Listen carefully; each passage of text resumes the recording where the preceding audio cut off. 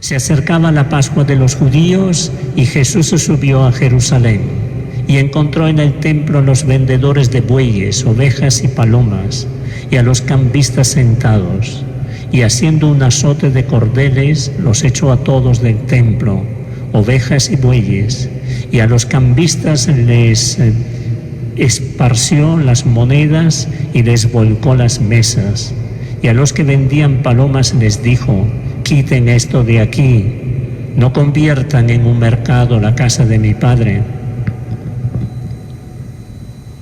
Sus discípulos se acordaron de lo que está escrito: el celo de tu casa me devora. Entonces intervinieron los judíos y le preguntaron: ¿qué signos nos muestras para obrar así? Jesús le contestó: destruyan este templo y en 3 días lo levantaré. Los judíos replicaron: 46 años ha costado construir este templo y tú lo vas a levantar en 3 días.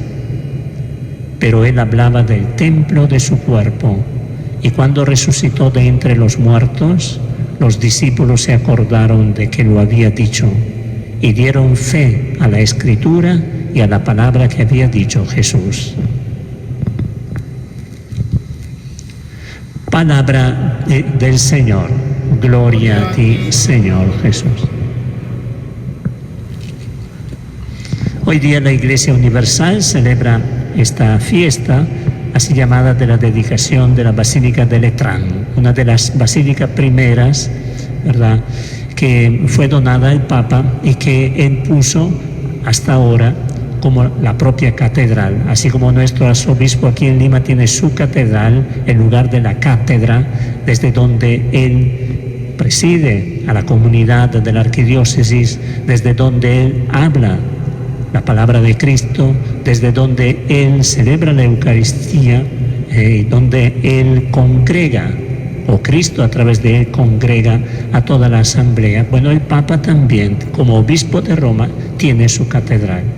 Pero la palabra de Dios nos ayuda a leer esta fiesta en una clave toda especial.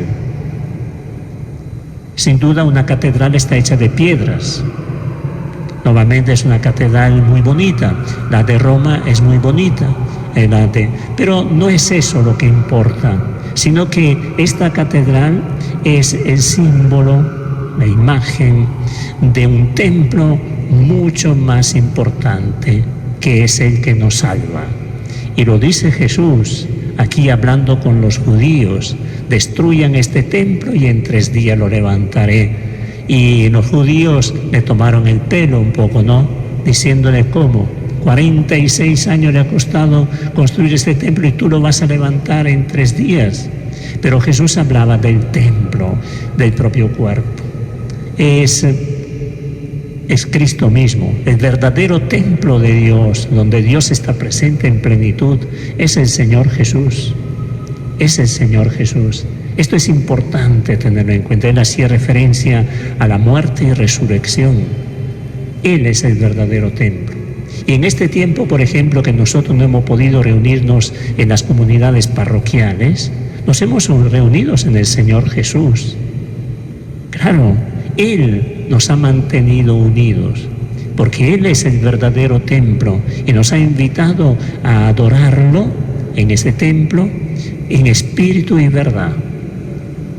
En espíritu y verdad. Ese es el modo como nosotros tenemos que adorar al Señor, desde dentro del corazón. Y las cosas externas que hacemos tienen que brotar del corazón, de una fe viva, de una esperanza firme y de un amor que se traduce en las pequeñas obras de cada día por voluntad del Señor. Pero al mismo tiempo nos ha dicho en la primera lectura que nosotros también somos templo de Dios. De hecho, uno de los efectos que produce en nosotros el bautismo, ¿cuál es? Hacernos hijos de Dios, hermanos de Jesucristo, templo del Espíritu Santo. Y Pablo, en la carta a los Corintios, lo dice: ¿no saben ustedes que son templo de Dios y que el Espíritu de Dios habita en ustedes? Esta es la gran dignidad que tenemos cada uno de nosotros, ser templo de Dios. A Dios no tenemos que buscarlo en el corazón. Está en nuestro corazón, a menos que nuestro corazón no esté lleno de pecado. Pero Él nos ha consagrado para ser templo de Dios, para ser el lugar donde Dios habita. Y Él desea habitar en nuestro corazón, vivir en nuestro corazón. Y qué tristeza profunda para Él cuando nosotros con el pecado le decimos al Señor: Señor, fuera de mi vida. Y ponemos basura después en nuestro corazón. No. Hoy día la palabra de Dios nos invita a reconocer esta dignidad que tenemos y a renovar el propósito del bautismo, de seguir siendo templo de Dios, que Dios se sienta a gusto en nuestro corazón. ¿Por qué? Porque cada día intentamos hacer la cosa que les agradan al Señor.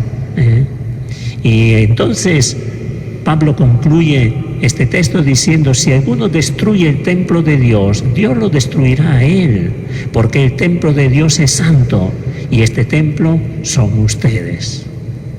Palabras solemnes. ¿Ven qué dignidad tenemos nosotros? Esta es la dignidad. Entonces, cuando nosotros vamos a un templo, hemos de pensar en la riqueza, no en la riqueza material. Sin duda hay templos que son muy bonitos y que alegran y está muy bien, todo es para Dios, pero hay un símbolo importante ahí que tenemos que descifrar continuamente. Este es el templo, el verdadero templo es Dios, es el Cristo el Señor, y nosotros, insertados en Cristo, somos también templo. Y por último, hoy día estamos invitados a orar en modo especial por el Papa. Sí, claro, porque estamos hablando del templo que es la catedral del Papa. Entonces, orar por el Papa. Yo no sé cuántas veces nos dedicamos a la oración por el Papa. Deberíamos hacerlo todos los días, como todos los días los hijos deberían rezar por los propios padres. Vivos, los que están en la tierra, y los que ya pasaron a la eternidad, ponerlos siempre a elevar una oración por ellos, para que el Señor nos lleve la plenitud de la vida. Y así deberíamos hacer con el Papa. Entonces, rezar por el Papa. Pero no basta rezar por el Papa, hay que escuchar al Papa. Hoy día tenemos tantos medios, internet, las redes sociales y todo eso, y podemos ir directamente a la fuente. No nos fiemos demasiado de las cosas que leemos en los periódicos, en las redes sociales, ¿verdad? Porque a veces, tergiversa también las cosas, le hacen decir al Papa cosas que nunca dijo. No, vayamos directamente. Los miércoles, por ejemplo, todos los miércoles el Papa da una catequesis para todos los peregrinos y turistas que quieran ir a escucharle. Ahora por la pandemia se ha reducido, pero son miles y miles y miles de personas que todos los miércoles pues se reúnen en la Plaza San Pedro. Ahora, de otra forma, pero le escuchan, y lo escuchan directamente de la fuente. Entonces, aprovechemos de los medios que tenemos a nuestra disposición para escuchar al Papa. Rezar, escuchar, pero no basta escuchar. Hay que poner en práctica la cosa que el Papa nos dice. De otra manera incurrimos en lo que dice Jesús en la condena, ¿no? Escuchan pero no ponen en práctica, entonces eso no vale. Eso no nos ayuda a acercarnos más a Dios.